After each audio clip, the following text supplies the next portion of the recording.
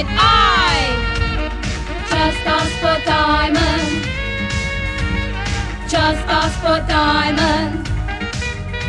Humbug YouTubers, and welcome to Big Butter at Christmas. Now what you're thinking, do Buddhists actually celebrate Christmas? Technically, I'm not actually a Buddhist. It's a nom de plume, a pseudonym, an online personality. I'm not technically a Buddhist, and this technically isn't a Christmas movie, I've discovered after rewatching it last night for the first time in years. Well, I mean, it kind of is a Christmas movie. My memory of it was that it was far more Christmassy than it actually was. It's certainly set at Christmas time, but it only fleetingly refers to that fact. It's snowing at the end of the film. The reason I kind of remember it being more Christmassy than it is there's a big central scene in the middle of the film where Nick Diamond, the central character of the film, who's a boy detective. This is a kid's movie. It's a childhood favourite of mine. But he's been chased by two German hitmen through a department store at Christmas time. And in the middle of this scene, the character of Uncle Holly, the department store Uncle Holly, gets shot by the two hitmen. And even at the time, I just remember thinking, who the hell's Uncle Holly? You know?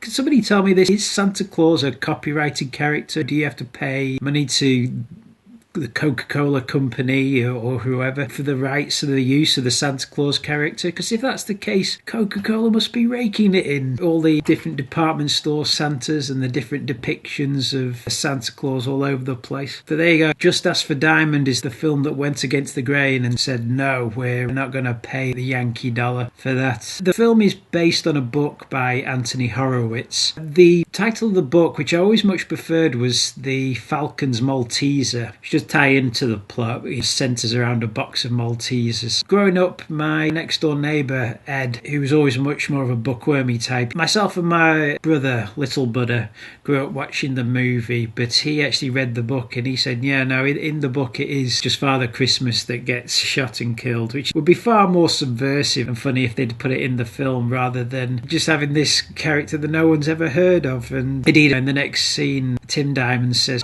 I don't believe it. You mean he tried to kill Uncle Holly? He was trying to kill me. Yeah, but you're not fat and lovable. Thanks, Herbert. Who's Uncle Holly? Nobody knows who Uncle Holly is. Anyway, sorry, I'm getting sidetracked now. So yeah, Just Ask for Diamond is a 1988 British movie. It stars Dursley McKinlan and Colin Dale as the Diamond Brothers. Anthony Horowitz wrote a series of children's books. He wrote 3 in the 80s about the Diamond Brothers: The Falcon's Malteser, Public Enemy No. 2, which is the only one I've read, and South by Southeast, which was later adapted into a series for CITV with the same cast, but with Nick Diamond being slightly older. He was sort of in his mid-teens when they did South by Southeast. But it was pretty much meant to be the same universe, so there were some holdovers in the cast. This film features Bill Patterson and Jimmy Nail as a couple of detectives, and they were also in South by Southeast. I remember watching it when it was originally on, and rather frustratingly, it's virtually impossible to find now. It's never been released on DVD, certainly never repeated, I don't think. I've trawled eBay looking for anything, an old VHS copy of anything. If anybody out there knows, because it's not on YouTube anyway, you know, it's kind of one of those things that was on once and then disappeared without a trace. So if anybody out there knows where I could get my hands on a copy of South by Southeast, I'd be very intrigued to watch that. I believe the full title was The Diamond Brothers South by Southeast. So yeah, Anthony Horowitz wrote the 3 books in the 80s, and then I think he's published some more since then, and all the books are plays on famous film titles. The Falcon's Malteser is my preferred title for this, but they went with Just Ask for Diamond for the film, which is, I guess, more of an 80s film title. In the States, it's known as Diamond's Edge. This is like a really terrible DVD cover. This isn't even the central character. This is the supporting character, Tim Diamond, real name Herbert Simple. My brother. His real name was Herbert Timothy Simple, but he called himself Tim Diamond Ink. The only ink in the place was in the pens. I watched the film a lot. Initially, I think I got it out on VHS on rental back in the 80s, and it had a really good VHS cover when it was originally released. In fact, I'll probably put the VHS cover up as the thumbnail to this because it's a much better poster than this. Just having the mugshot of Dursley McKinlan, who's an actor that no one's ever heard of. I mean, you should have heard from him. He sadly died like 1995, which is a real shame because he was a very charismatic actor, Dursley McKinlan. All right. Let's talk about my business. I'm not cheap, Mr. Nibbles. You want a cheap private eye, you look in the cemetery. We're talking about a flat fee plus expenses. And my expenses are expensive. I think if he had lived, he'd probably have gone on to have quite a good career. He'd probably be a household name by now. I can imagine him now being one of those British actors on American TV in like House or The Walking Dead or something. But yeah, just having his picture and the title Just Ask for Diamond just really sells nothing about the film. Starring Jimmy Nail in a very much a supporting role. He probably has like 10 minutes of screen time. Tops. Susanna York, remember her? Vaguely. I think she was the woman in Superman. I mean, pretty good cast. Patricia Hodge, Safri Jaffrey, Roy Kinnear, Bill Patterson, obviously. But a really weird DVD cover. Also, as well, the DVD description on this. I think they just slapped on the entire plot description from Wikipedia. It just goes on and on forever. I mean, normally for DVD blurbs, you probably get that much tops. But this has pretty much the plot of the entire film. All the way down it. But there you go. Don't be put off by the DVD cover if you do get it, because I think that's pretty much the only version of the film readily available out there. It's a film that's largely forgotten now, and part of the reason that it's ill-served really just by such a crappy DVD release. I only bought it because I had fond memories from childhood of watching the film. I remember wanting to see the film. I didn't see it at the cinema, but I remember it coming out at the cinema, and my first introduction to it was they interviewed Colin Dale, who plays the main character in the film, Nick Diamond, the boy detective who's way smarter than his bumbling older brother, who's the real detective in the film, and arguably the smartest character in the film, way smarter than all the adults, be they the criminals or the police. I remember Colin Dale being interviewed on Blue Peter about the film. That really sparked my interest when I was a kid. It was just the concept of the boy detective that really drew me in. And this is a perfect film for little boys because it's about a boy in a man's world, in a detective film, in an action movie. And Anthony Horowitz obviously has great affection for the detective noir genre. This film was really my introduction to film noir and detective noir fiction and the conventions, the voiceover like you'd get in Raymond Chandler stories. There's not much call for private detectives in Camden Town. Business had been so bad, even the cockroaches were walking out on us. And I'd have gone with them if I had anywhere to go. But my parents had emigrated to Australia, and I was stuck with my big brother Herbert. No food, no heat, and just £2.37 to last us the weekend. It was the second week in December, and the way things were going, it looked as if the turkeys would be having a merrier Christmas than me. All the cliches of the femme fatale, the main character getting slugged over the head or getting the Mickey fin, just the structure of detective stories where it wasn't really about the mystery itself, it was more about the interesting characters that the detective meets on the way. And this film does have some really well-defined, sinister, comedic characters. You get characters like the fat man, who's a head gangster, but he's been on a diet. Doctor advised me that I needed to lose weight, and so he put me on the F-plan diet, which means that I'm only allowed to eat on Fridays. He's played by Michael Robbins, who's a very thin actor. And Michael Robbins is probably most famous for being Arthur in On the Buses.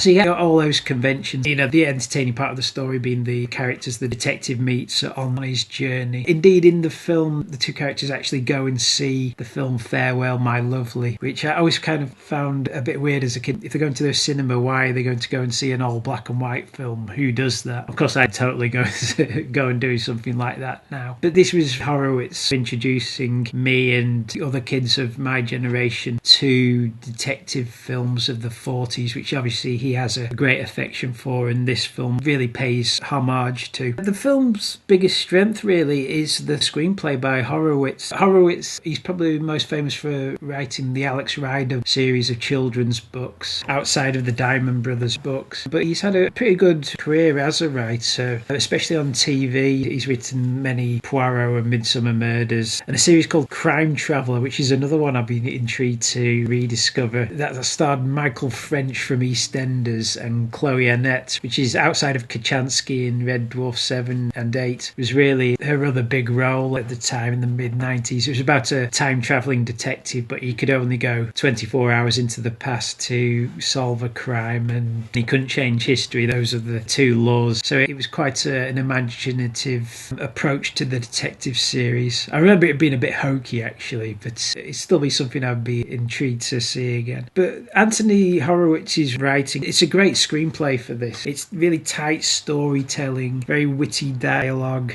as I said, engagingly bizarre characters, and works as both an homage to detective noir and, I'd argue, a detective noir story. A really good one in and of itself. It's a little silly. Well, I shan't spoil it, but basically the plot revolves around a box of Maltesers. Whether there was some sort of product placement deal in making this film with Maltesers, I don't know. I know it was Maltesers in the book as well. I think it was just to do the Falcons Malteser pun, really. But yeah, that aside, it is a kids' film, and the plot works as a detective film as well. And Horowitz obviously is someone who has a great affection for the detective genre. You can really tell. Yeah, there's not a lot I could say. It's a great screenplay and it's a great cast. I think it's sad that Dursley McClendon's life was cut short because he was a very charismatic character, and I think it's sad that after South by Southeast, Colin Dale never really acted again. He's in the film John Borman's Hope and Glory, but he only really had that and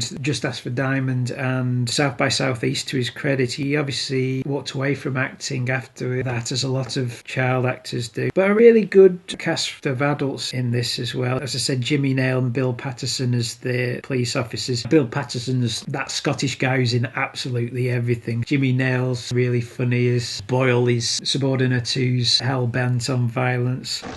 Not now, Boyle. I won't hurt him, sir. That's what you always say.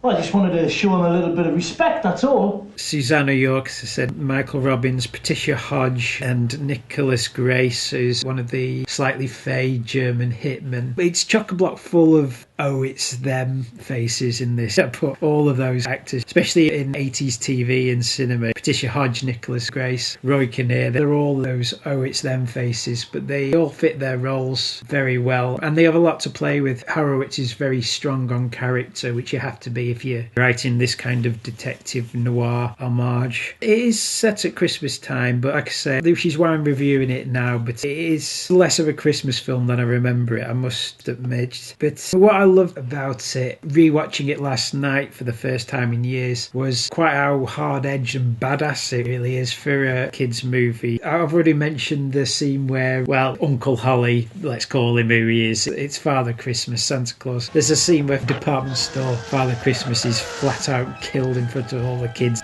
There's another scene where Nick's trying to escape from the hitman. He swings through the air and through a glass window, and then to best the two hitmen, he just pushes the piano onto their heads. Don't you think you're going just a little too far? Just as far as the window.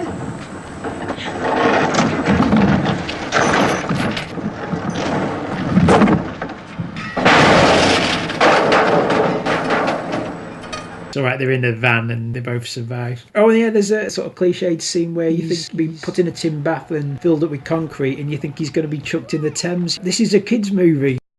There's another scene where you think Patricia Arquette is going to feed into a crocodile. Fido! Fido! Fido! Nice swimming pool. That's Fido.